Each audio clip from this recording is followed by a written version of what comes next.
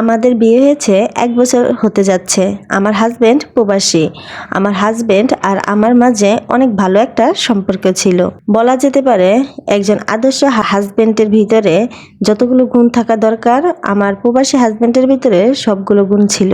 যদিও সে প্রবাসী, তারপরেও আমার কোনটাতে ভালো লাগে কোনটাতে খারাপ লাগে সবকিছুই সে জানে। মাত্র 2 দিন আগে আমার জন্মদিন ছিল। তার কারণে আমার স্বামী আমার এক ভাইয়ের মাধ্যমে আমার জন্য কিছু উপহার আর কেক পাঠিয়ে আমাকে সারপ্রাইজ দেয়। আর এগুলো দেখার পর আমি অনেকটা খুশি হয়ে যাই। কিন্তু এগুলো দেখার পর আমার শাশুড়ি আর ননদ তেমন একটা খুশি হয়নি। তাদের মুখ কালো ছিল, ভীষণ অসুখী ছিল তারা। বলে রাখা ভালো, আমার বড় ননদ আমার শ্বশুর বাড়িতেই থাকে। তার বড় 2টা মেয়ে আছে। মেয়ে 2টা নিয়েই আজ 5 বছর আমার শ্বশুর বাড়িতে থাকে। যাই হোক, সেই দিন রাত সবাই মুখ গুমরা করেছিল।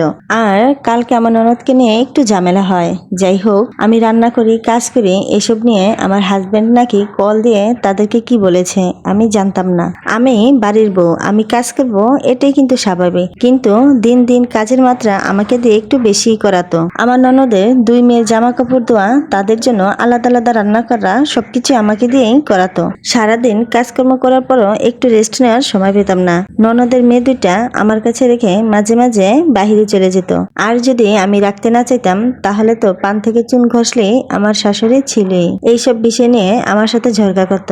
মাঝে মাঝে আমার মন খারাপ থাকতো, আমি আমার হাজবেন্ডের সাথে মাঝে মাঝে টুকটাক শেয়ার করতাম। কিন্তু তাদের এরকম আচরণ সবটা জানায়নি তাকে। কিন্তু আমার হাজবেন্ড সবটাই বুঝতে পারতো তারা আমার সাথে কিরকম আচরণ করে। এই সব কারণে আমার বড় ননদের সাথে তার সাথে কথা কাটাকাটি হয়। আর সারাদিন এই বিষয়গুলোকে কেন্দ্র করে আমার বাসায় অনেক ঝামেলা হয়। আমি কিছুই বলিনি কাউকে। এক প্রকার জোর করে আমার শ্বশুর বাড়ি থেকে আমার বাপের বাড়ি আমাকে পাঠিয়ে দেওয়া হয়। আমার শ্বশুর আমার বাবা মার নাম এবং পুরো ঠিকানা নিয়ে যায়। নিয়ে তারা কিছু একটা করবে। রাতে আমার স্বামী আমাকে ফোন দেয়। ফোন দিয়ে আমার সাথে অনেক ঝগড়া করে এবং খুব খারাপ ভাষায় আমাকে গালিগালাজ করে। আমার বাবা মাকে দোষ দেয়। এইগুলো সে কখনোই করতো না। যে মানুষটা 2 দিন আগেও আমার সাপোর্ট নিয়ে সবার সাথে ঝগড়া করতো, সে আজ একদমই পাল্টে গেছে। সে মানুষটা আজ আমাকে দেখতে পাচ্ছে না। আমার কথা তার একদমই সহ্য হচ্ছে না।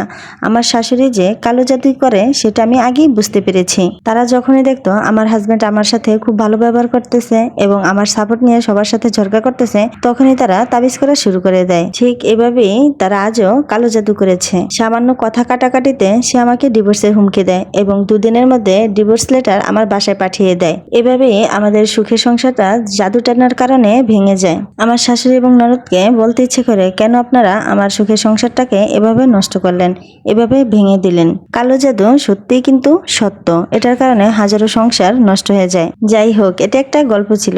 কেউই আমার বাস্তব জীবনের সাথে এটা মিলাবেন না।